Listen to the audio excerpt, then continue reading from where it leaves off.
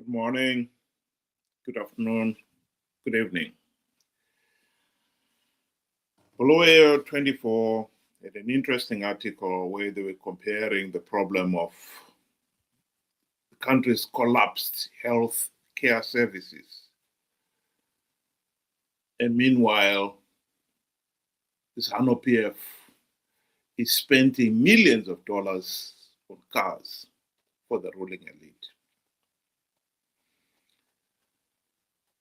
In the article, the writer talks of across the country, public health hospitals are missing even the most basic supplies, bandages, gloves, functioning beds, medicines,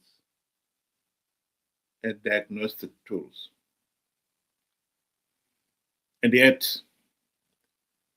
just yesterday, President Emmerson Mnangagwa handed out a fleet of brand new vehicles to top Zanu-PF Women's League executives, Land Cruisers, Toyota Hilux, and so on and so forth. The total value of US 2.75 million. This is a theme that many Zimbabweans have referred to again and again.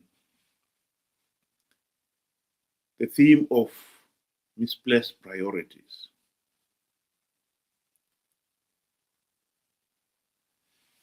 The money Mnangagwa is spending on buying all these posh vehicles for the ruling elite is either taxpayers' money or money creamed off from all the wholesale looting of the nation's resources that has been going on up and down the country.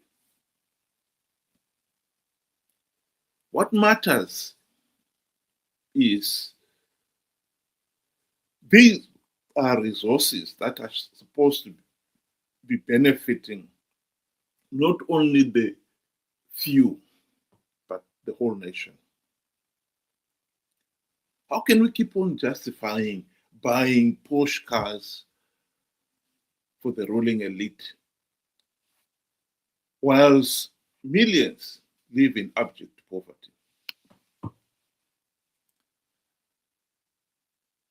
Hospitals do not have ambulances. And yet, the chairman of that district will have a new twin cab vehicle worth $150,000 US. Doesn't make any sense at all.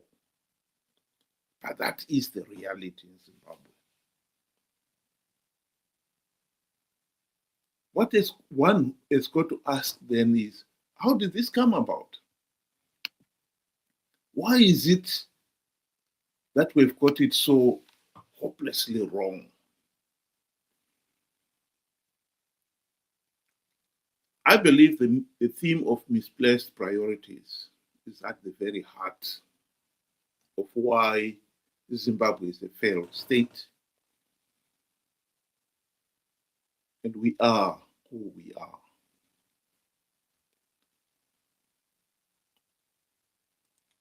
We cannot deny that the overwhelming majority of our people out there have accepted as reality that leaders are special. They've accepted, they've placed leaders on pedestals where they become demigods. Once you have made that mistake, it is easy to see why when the demigods are spending money on posh vehicles, when they, the poor, the ordinary people, the masses, have nothing, you accept it too.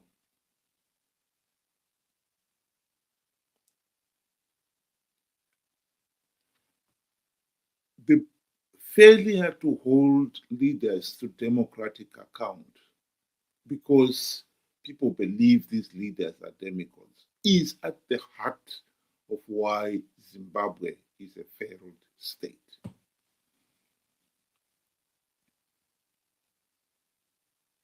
Zanu-PF had only to keep the illusion that the people have got a meaningful say, and the people believed it. That is where the mistake came in. Before independence, one man, one vote was at the heart of the fight for independence. It was important.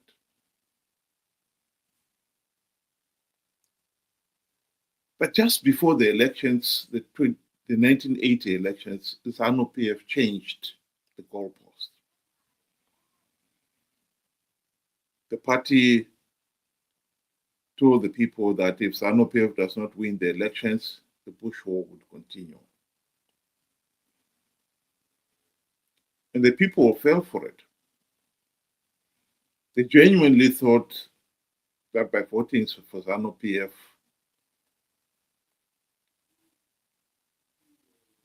they will avoid the problems of the Bush war. It didn't happen, of course. Zanu-PF won the 1980 elections.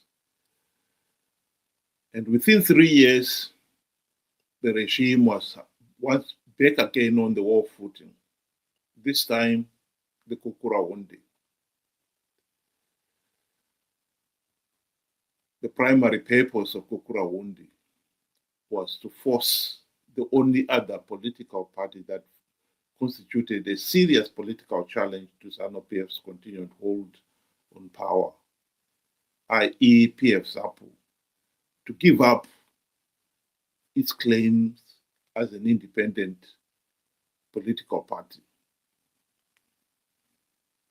That party was finally forced to sign the 1987 Unity Accord, which ended the Kukura-Wundi. After over 20,000 people had been murdered.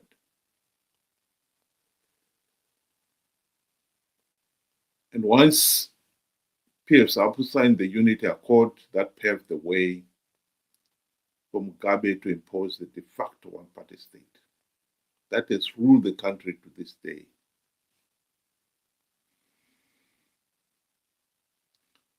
The people had the illusion that they were still participating, they had the meaningful say in the governance of the country.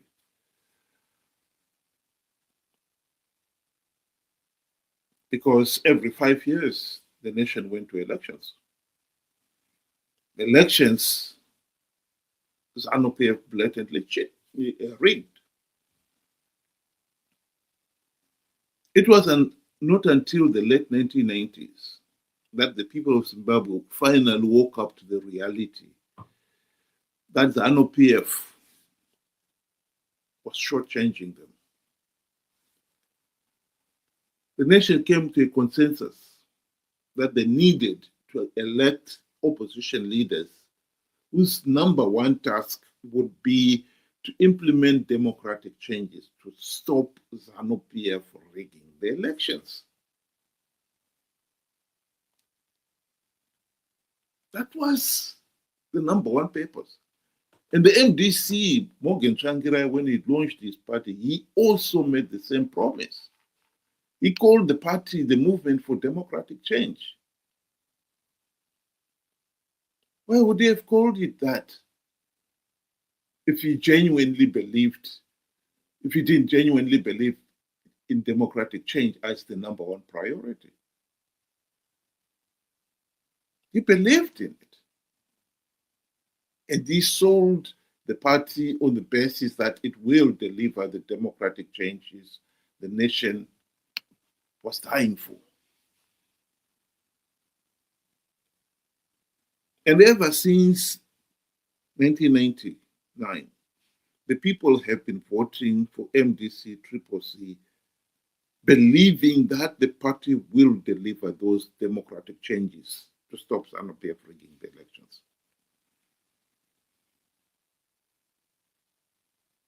They had their best opportunity to implement those reforms in 2008 to 2013. They failed to implement even one token reform because Mugabe bribed them. The people themselves fell for it.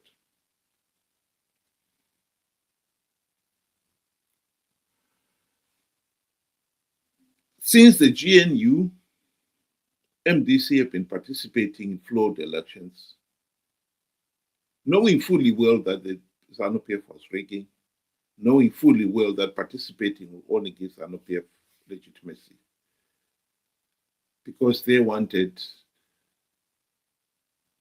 a share of the trappings of power. And since the GNU, they have conned the people to participate. The people themselves are at the heart of our problem. They have accepted the leaders as demigods.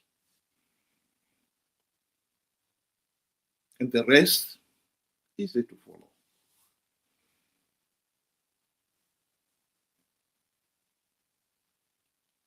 It is not rocket science.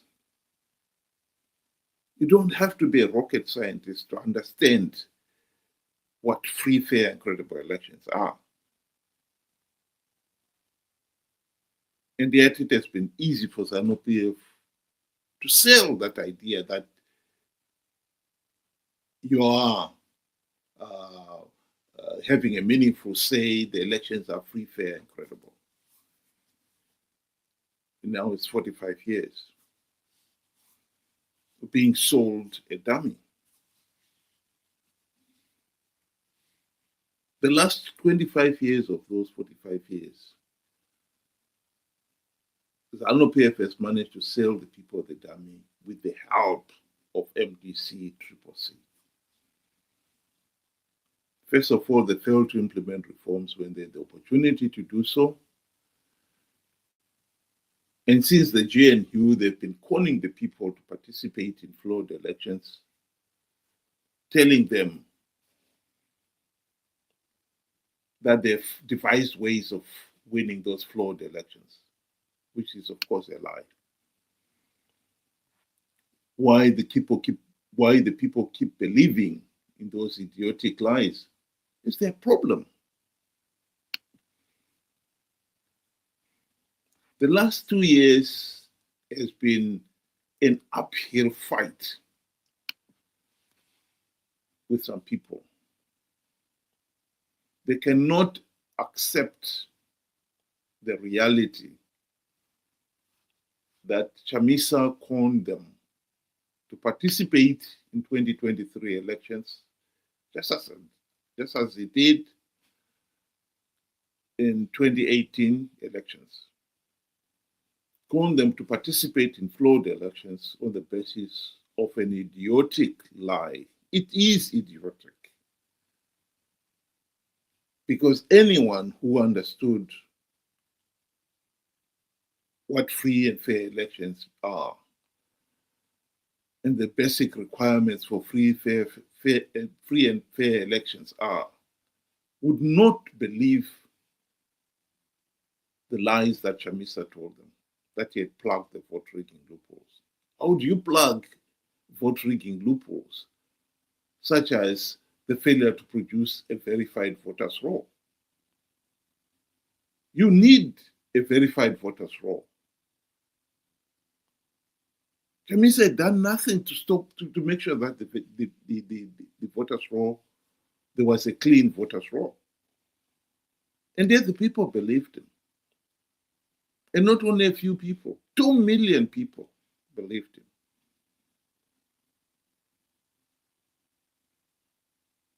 They participated.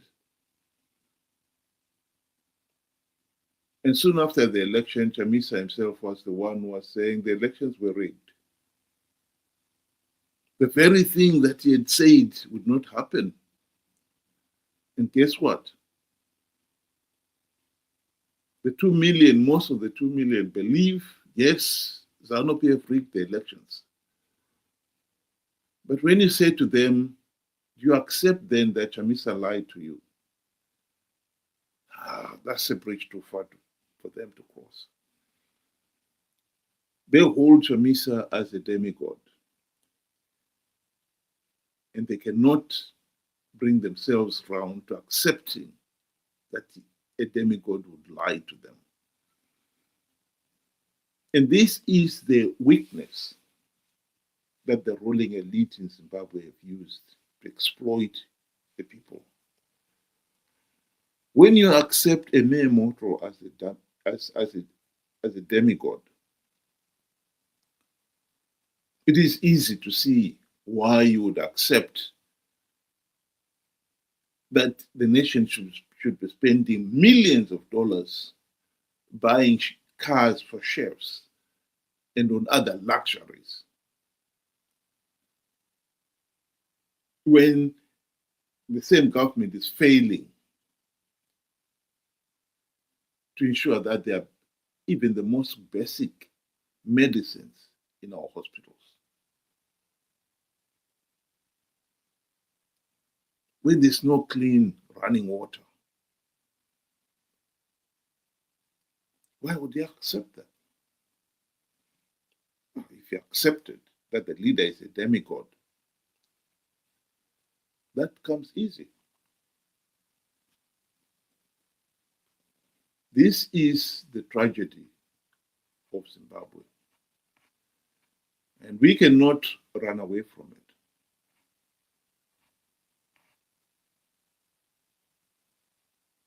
I'll just give one povo individual the last say on this issue. Tirimo mu State House titodya chicken in Kule. kudya kwako kwakaprofitwa kare nababa John. Ndokudya kwakanzi sapatina kudya kwakanaka kudya kundirozi tiripo paState House unogona kutofa usina kumbosvika paState House asi siripo takatotsika mota dzese dzaurikuona iState House ndo patiri pamba penyika kunamata kwakanaka chipostori chakanaka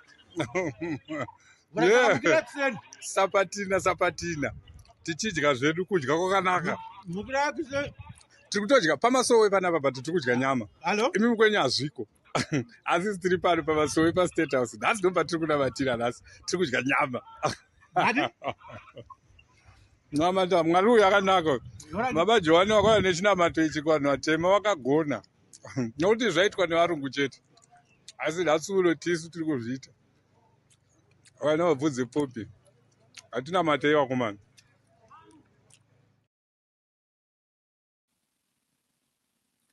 The real tragedy is that many Zimbabweans out there have failed to understand